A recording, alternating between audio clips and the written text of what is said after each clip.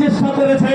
আমাকে আপনাকে মনে রাখতে হবে, যারা সংগ্রামী বিরোধী, যারা গণতন্ত্র বিরোধী, তারা যদি আমাদের উপরে আইন মানিয়ে দিয়ে আমাদের উপরে যদি স্টিম রোলার চালাতে চায়, আমাদের জীবন শক্তিকে আমরা আইন মেনে নেব।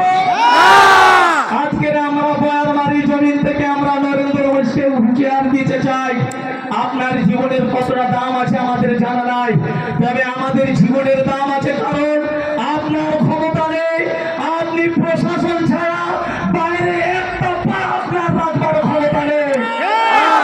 ঠিক কিনা? সেটা আমরা দায়িত্ব নিয়েছি। আমরা খুনি নয়, আমরা সন্ত্রাসী নয়, আমরা ভারতের অবৈধ সন্তান নয়, আমরা হলাম ভারতের সন্তান।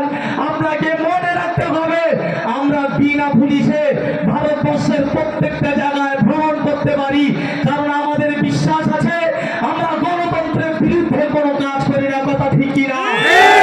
আমরা আমাদের আন্দোলন ততক্ষণ পর্যন্ত চালিয়ে যাব যতক্ষণ না পর্যন্ত আমরা আমাদের দাবিটাকে যতক্ষণ না পর্যন্ত আদায় করতে পারবো, ততক্ষণ পর্যন্ত আমরা আমাদের আন্দোলন চালিয়ে যাব না বন্ধ করে দেব।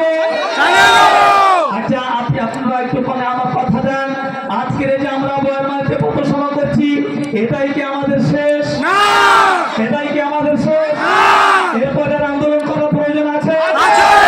এরপর আমরা কোথাও আমার ডাক দিয়ে আপনারা যাবেন, কে কে যাবেন হাত ধরে? আমাদের সংগ্রাম, আমাদের সংগ্রাম মোদি ভারত থেকে দূর হতে, বিজেপির কালো হাত ভেঙে দাও, ঘুরিয়ে দাও, বিজেপির কালো হাত ভেঙে দাও, ঘুরিয়ে দাও।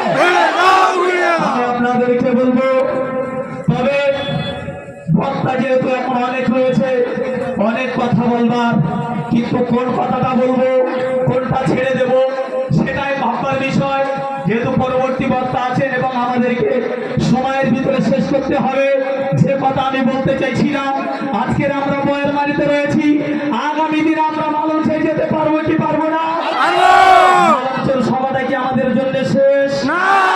এরপরে ডাকলে যাবেন 26 এপ্রিল আমরা টোটাল কলকাতাবাসীকে জানিয়ে দিতে চাই যে ঘুমন্ত মুসলমান এতদিন ঘুমিয়েছিল, মুসলমানের ঘুম যখন উড়ে গিয়েছে, কলকাতার রাজপথ আমরা স্তব্ধ করে দেবো ইনশাআল্লাহ। এরপরে কলকাতার রাজপথ যদি স্তব্ধ করে দেওয়ার পর যদি মানবের হাত পুরো নরেন্দ্র মোদী, তোমার যদি এরপরে ঘুম না ভাঙে, একটা কথা মনে রেখে দেন, আপনার বাংলাদেশের হাসিনা সরকার তিনিও বলেছিলেন যে প্রশাসন শেষ কথা বলে, কিন্তু বাংলাদেশের জনগণ বুঝিয়ে দিয়েছেন যে বাংলাদেশের প্রশাসন শেষ কথা বলে না, বরং শেষ কথা বলে জনগণ। কথা ঠিক কিনা?